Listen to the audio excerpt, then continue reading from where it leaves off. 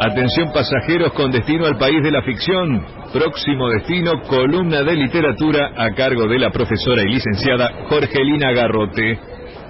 Un viaje con vos, de novela. Bueno, Jorgelina, vamos a compartir el poema Ítaca de Cavafis. Así es. Leemos uno y uno, ¿dale? Dale. Bueno, vamos. Ítaca entonces de Cavafis. Cuando emprendas tu viaje a Ítaca, pide que el camino sea largo, lleno de aventuras, lleno de experiencias. No temas a los lestrigones, ni a los cíclopes, ni al colérico Poseidón. Seres tales jamás hallarás en tu camino si tu pensar es elevado, si selecta es la emoción que toca tu espíritu y tu cuerpo.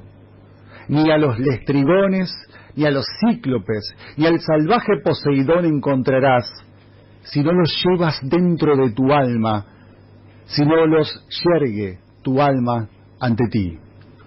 Pide que el camino sea largo, que muchas sean las mañanas de verano en que llegues con qué placer y alegría a puertos nunca visto antes. Detente en los emporios de Fenicia y hazte con hermosas mercancías, nácar y coral, ámbar y ébano, y toda suerte de perfumes sensuales, cuantos más abundantes perfumes sensuales puedas. Ve a muchas ciudades egipcias a aprender de sus sabios. Ten siempre a Ítaca en tu mente. Llegar allí es tu destino, mas no apresures nunca el viaje. Mejor que dure muchos años y atracar viejo ya en la isla, enriquecido de cuánto ganaste en el camino, sin aguantar a que Ítaca te enriquezca. Ítaca te brindó tan hermoso viaje. Sin ella no habrías emprendido el camino, pero no tiene nada ya que darte. Aunque la halles pobre, Ítaca no te ha engañado. Así, sabio como te has vuelto, con tanta experiencia, entenderás ya qué significan las Ítacas. Este es el poema de Constantino Cavafis, llamado Ítaca. ¿Quién iba a Ítaca? Ulises, Odiseo, después de la guerra de Troya, trataba de volver a su patria, a los brazos de su esposa, y Penélope, la que teje y desteje, y a los brazos también de su querido hijo Telémaco. Así es, fíjate que hay una relación con lo que dijo hace un ratito Efraín Colombo, ¿no? De alguna manera también esto de volver, siempre volvemos a Ítaca, así que me vino bárbaro la entrevista anterior. ¡Golazo! Bueno, bacán, más que nada yo quería volver sobre este poema primero porque me gusta mucho y porque bueno, tiene que ver con esta cuestión de la vuelta, ¿no?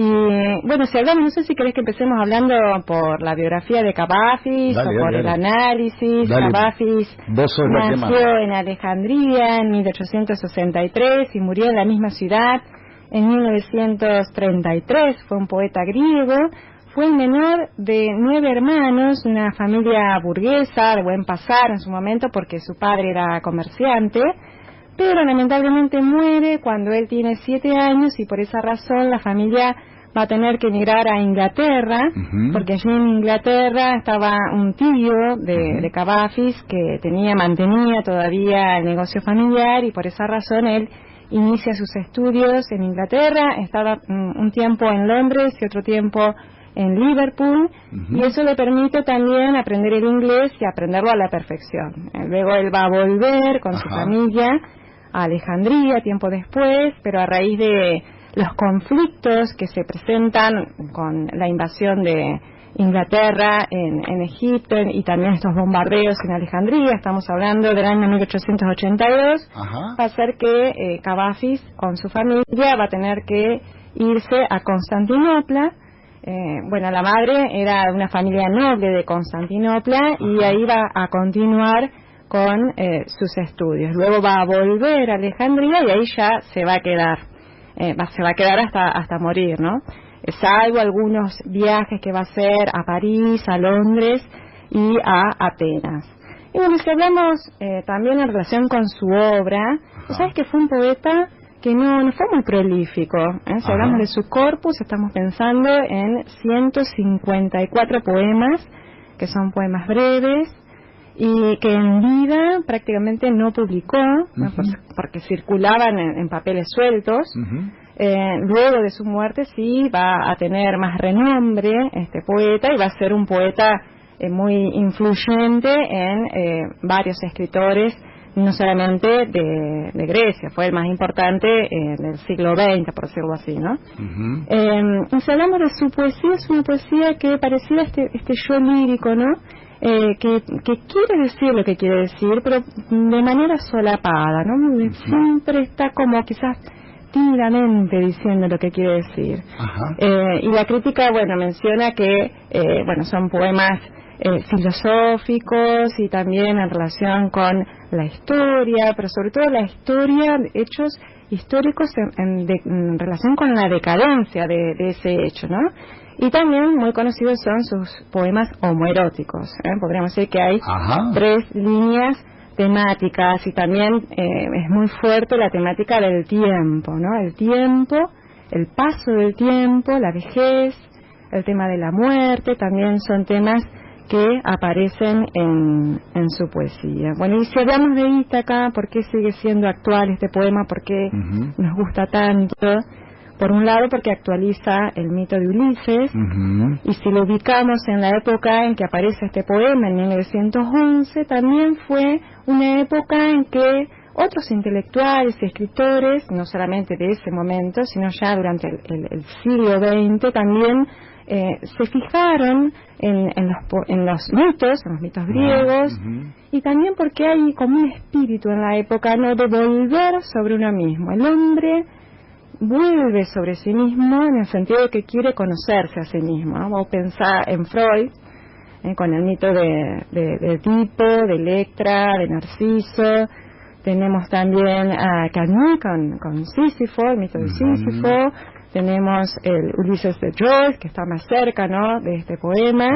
Y cuántos otros. También yo había notado por acá a George Steiner con las Antígonas. Es decir, siempre hay como una vuelta a los mitos, ¿no? Por esto de que Ulises, de una manera, si hablamos de Ulises, porque este poema tiene que ver el fuerte intertexto, ¿no?, con la Odisea. Pero además porque este personaje, Ulises, es un personaje que podemos decir es el arquetipo de héroe más contemporáneo, si lo pensamos desde el punto de vista de nuestra actualidad, ¿no? Como héroe moderno, porque si lo comparamos con Aquiles, es el héroe clásico, ¿no? El héroe que está preparado para ir a la guerra, porque no tiene miedo de morir en la guerra, porque sabe que su recompensa es la inmortalidad que le da la fama. Y en este caso no tenemos a un personaje que quiere pelear, lo que quiere es volver. Y en ese volver, en definitiva, ¿qué es lo que nos está diciendo? Quiere sobrevivir.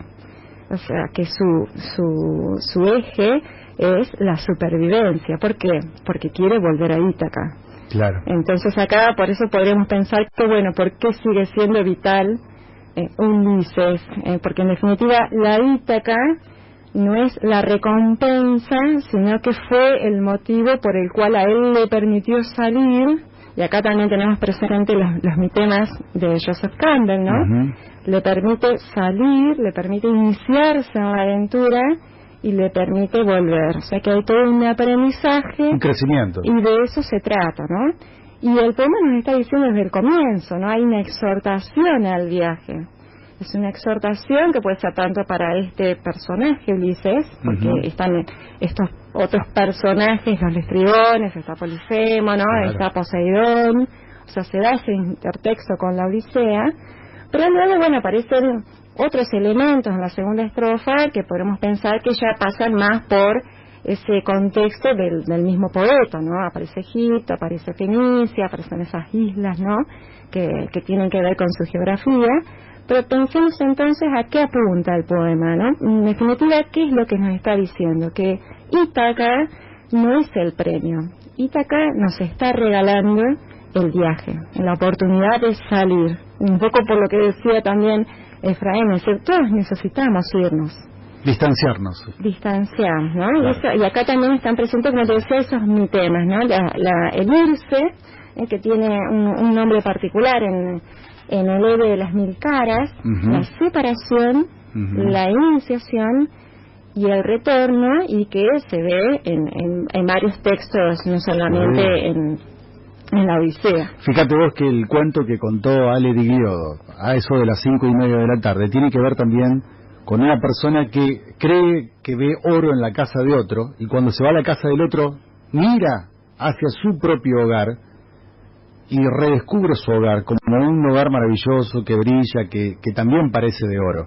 Se tuvo que ir de su hogar para descubrir el valor que tenía eso que estaba en su propia casa. Se tuvo que alejar un poco para ver mejor lo que para él era cotidiano, y por ser cotidiano quizás en la costumbre no dejaba valorar en forma cabal lo que tenía al alcance de la mano, digamos.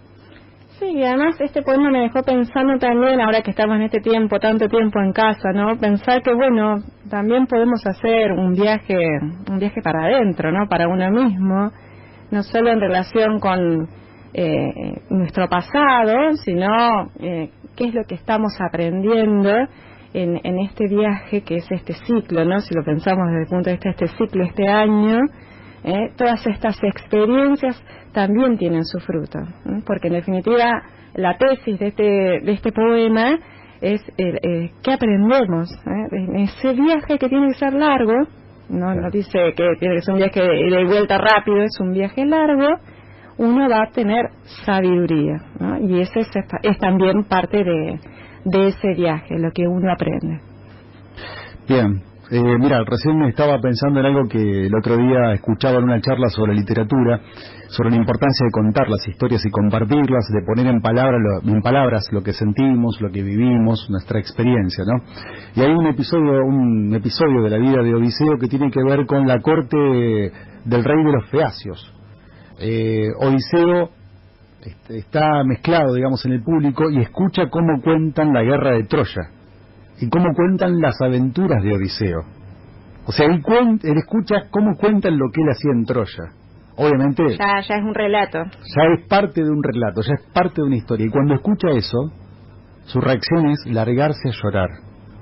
Llora desconsoladamente, y entonces le preguntan por qué, y ahí tiene que decir su nombre, tiene que decir quién es.